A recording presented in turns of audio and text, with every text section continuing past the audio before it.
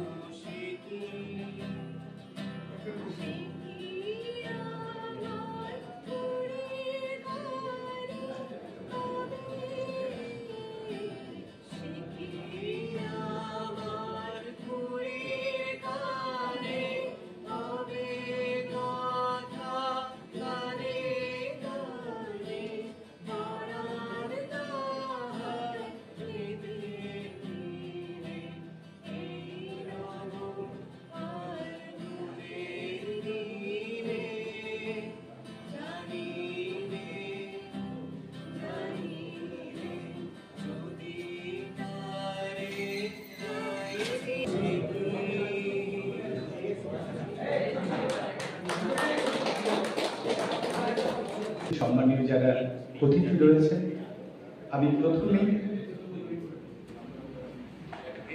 আমাদের দক্ষিণ দিনাজপুর বিশ্ববিদ্যালয়ের উপাচার্য অধ্যাপক ডক্টর প্রণব ঘোষ মহাশয়কে আমরা বরণ করে নেব। বরণ করে নিলাম করিয়ে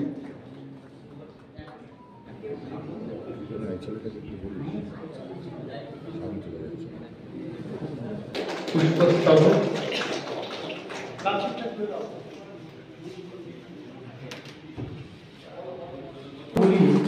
এই মানুষটি আমাদের স্বপ্ন দেখতেছে, সেই স্বপ্ন পূরণের কাণ্ডারি ডক্টর নবকুমার দাস বালু